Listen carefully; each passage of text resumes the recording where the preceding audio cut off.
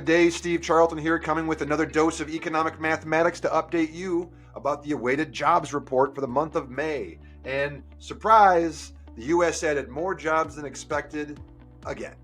We added way more jobs than expected once again in May. So what's really going on in here? So the U.S. adds more jobs expected for the 14th straight month. What does this mean? Despite rising interest rates, recession chatter, the U.S. job market has been flexing its muscles lately, thus powering spending and stoking, unfortunately, even greater inflation. There's a whopping 339,000 jobs added in May, leaving April's 294,000 and the economist's forecast of 190,000 well behind in the race. But it wasn't all about the job market increase, no. There were pockets of very strong weakness starting to show as well. After all, the unemployment rate jumped up to 3.7%, which we have not seen anything of the like since 2020. You remember what happened in 2020. And 440,000 people, more people, found themselves out of work in May, which is the most since the pandemic.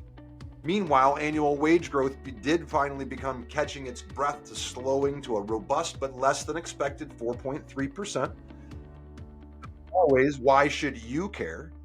Because if you're attached to the market and there is now a serious potential for pause, with companies laying off workers, consumer confidence hitting a 6-month low, and economists betting on a recession, the economy looks set up for a bit of a cool down, and that might just be the green light that the Federal Reserve needs to pause interest rate hikes next week.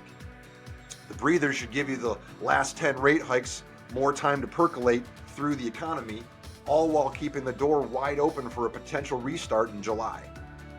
So while some traders may be upping the odds of a hike this month, a pause seems maybe a bit likely.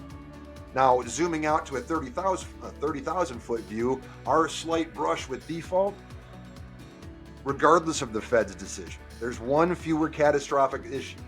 And man, there are really a lot of them out there right now. But one fewer problem threatening to bulldoze the economy, because now, in a rare show of unity, both Democrats and Republicans brokered the deal to suspend the U.S. debt ceiling, successfully dodging what could have been catastrophic in a default of the U.S. government, leading the way for full-blown financial crisis. Is this really what you want to deal with every couple of years as you play out the remainder of your retirement lifestyle?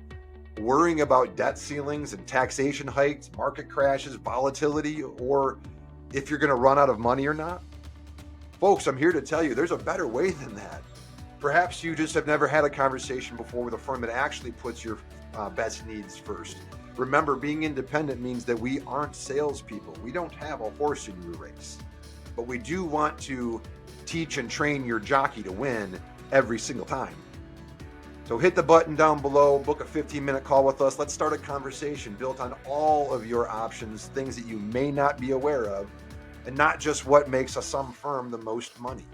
As always, like and subscribe so we can always serve to offer a voice of truth and logic in very volatile times. Thanks for tuning in, folks. Have an incredible rest of your day. God bless.